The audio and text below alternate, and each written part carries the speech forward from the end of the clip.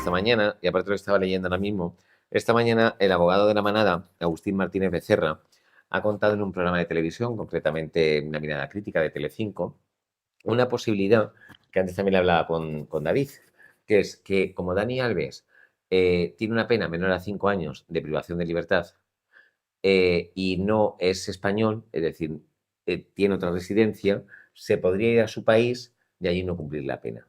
Yo eso no lo he entendido. Vamos a ver, esto dependerá todo del convenio de extradición que tenga España con Brasil, que yo lo desconozco, tendría que mirarlo.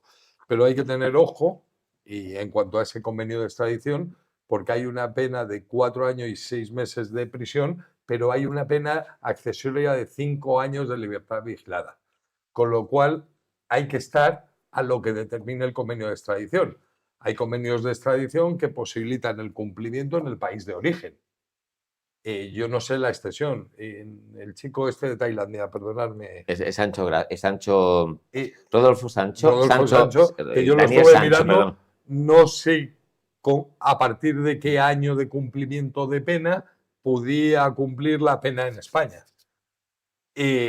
Pues esto depende del convenio de extradición. Yo realmente no lo he mirado, no me ha dado tiempo a mirarlo, pero también os digo una cosa, si tuviera que cumplir la pena en Brasil o cumplirla en España, sin lugar a dudas, estoy seguro que Dani Alves optaría por una prisión española, porque tener en cuenta que ya con un cuarto de la pena que le ha sido impuesta cumplida, Dani Alves va a tener acceso de inmediato a los permisos penitenciarios y va a empezar a coger permisos, a tener salidas de prisión y posteriormente pasará a un tercer grado, que es ya primero dormir o en prisión o en un centro penitenciario fuera, o ya directamente a tener una libertad con una pulsera.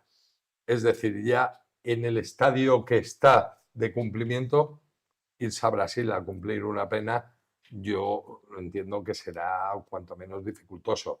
Y sobre todo, yo creo que van a recurrir a esta sentencia. Sí, anunciar que van a recurrir, le van a recurrir. Lo anuncia esta mañana el abogado, esta sentencia, de verdad, es una sentencia recurrible. Luego se dictará lo que se dicte. Pero la sentencia, la propia sentencia, determina las contradicciones de la declaración de la víctima con elementos periféricos. Da unas razones por las cuales entiende que no pueden desvirtuar esa prueba de cargo, pero unas razones que al fin y al cabo lo que determinan es ir contra los requisitos del Tribunal Supremo, que el relato de la víctima debe ser congruente con los elementos periféricos. La sentencia llega a determinar, bueno, porque la declaración de la víctima no se ajuste a la realidad de lo que se ve en las cámaras, que es prácticamente decir, no dice la verdad, ha podido ser por varios motivos. Y los da. Pues mire, que le dé la vergüenza, que una serie de motivos, que pueden ser. Pero el derecho no entiende de motivos. Estamos intentando desvirtuar la presunción de inocencia con la declaración de una víctima. Y hay unos requisitos que se establecen que se tienen que cumplir. Que no se hayan cumplido por algo, de acuerdo. Pero me parece todavía más grave que en el momento de la agresión sexual también haya unos desajustes, llamémoslo, de la declaración de la víctima con los elementos hallados en el cuerpo de la víctima. De que los hechos parece ser que no se produjeron como dice la víctima que se produjeron. Con lo cual, es una sentencia más que recurrible. Tiene un fundamento de recurso. Y yo no digo que se vaya a ser revocada. ¿No? No digo que vaya a ser revocada. ¿Pero tienes tu duda? Pero que puede ser revocada, sin lugar a dudas, desde los términos jurídicos de la jurisprudencia del Tribunal Supremo.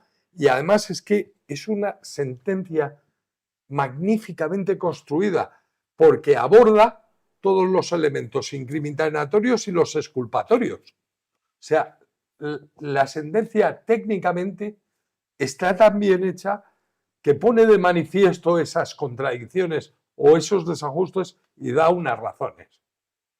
Por ejemplo, luego hay cosas que parece ser como un abofeteamiento y no hay ninguna secuela de ese abofeteamiento.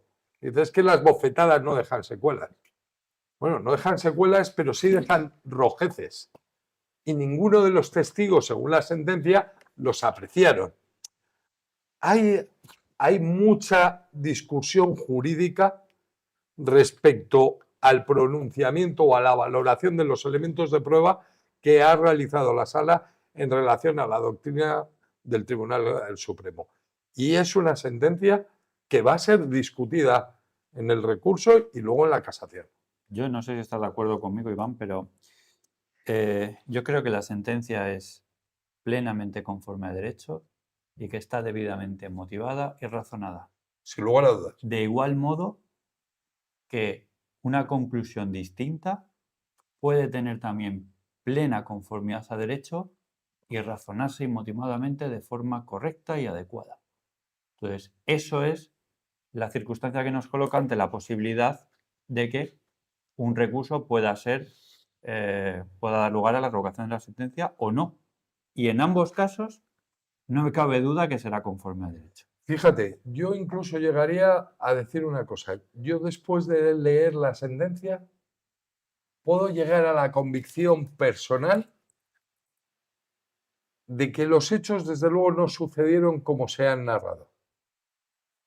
Y puedo llegar a la convicción personal y por la reacción final de Dani Alves al salir de la discoteca, que se pudo hasta haber una relación no consentida.